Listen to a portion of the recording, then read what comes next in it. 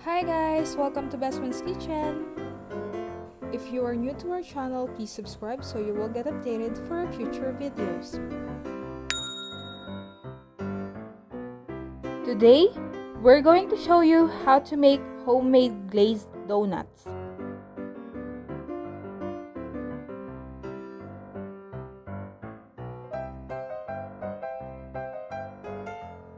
Ito nga pala yung mga ingredients for this recipe. Tara, simulan na natin.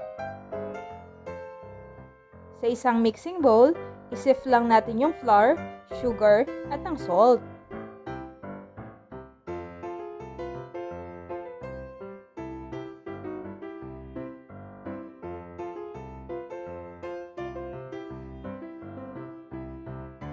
Pagkatapos, i-add na yung instant dry yeast. Haluin lang ito hanggang maging well combined. Pagkatapos, iset aside muna. Para sa wet ingredients, i-combine lang yung warm milk, melted butter, egg, at ang vanilla.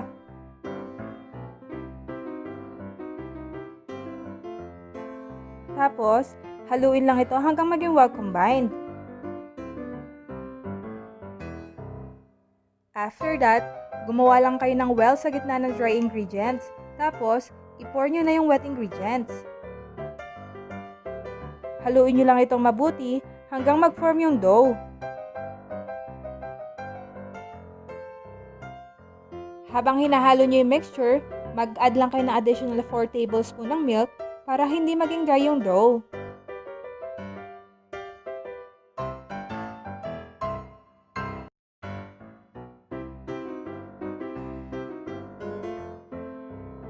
Kapag na-form nyo na yung dough, continue lang yung paghalo gamit ang inyong mga kamay at mag-start ng magmasa.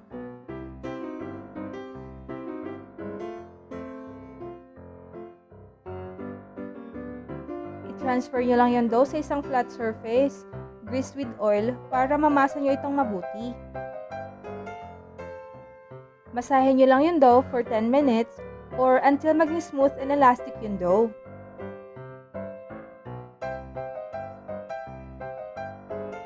After masahin yung dough, ilagay lang to sa isang bowl, cover nyo lang ito ng cling wrap, at i-proof for 1 hour. By the way guys, if you still haven't subscribed to our channel, please do so. Just click the subscribe button and hit the notification bell. After 1 hour proofing, pwede na tayo mag-start mag-form ng donuts. I-transfer nyo lang ang dough sa isang flat surface. At gamit ang isang rolling pin, i-roll out nyo lang ito to at least 1/2 inch thickness. Pagkatapos, i-cut nyo lang yung dough using donut cutter.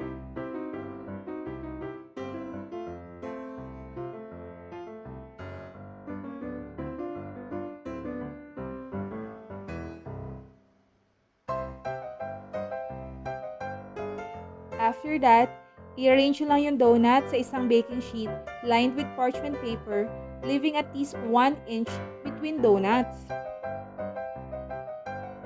Pagkatapos, i-cover nyo lang ulit ito ng cling wrap at hayaang mag-proof for another 10 to 15 minutes.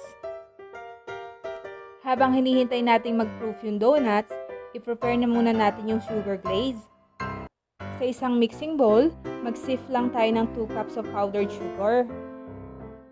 Pagkatapos, i-add na yung melted butter, milk, at ang vanilla extract. Haluin lang itong mabuti hanggang maging well incorporated. So, dapat ganito ang consistency ng sugar glaze natin. Ngayon, ready na yung mga donuts. I-cut nyo lang yung parchment paper na kinalalagyan ng donuts para madali nyo ma-transfer yung donut sa mantika nang hindi ito nadideform.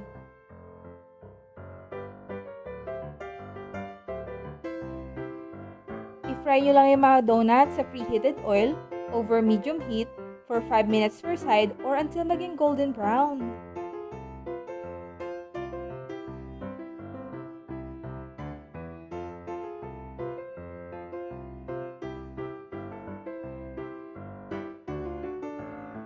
Kapag luto na yung mga donuts, hanguin lang ito sa mantika at ilagay sa isang plate na may paper towel para ma-drain ng excess oil.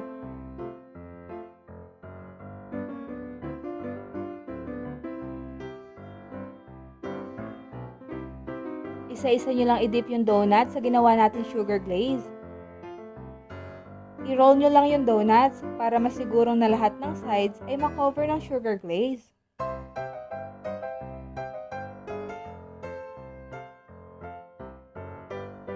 Hayaan nyo munang matuyo yung sugar glaze bago nyo ito i-serve.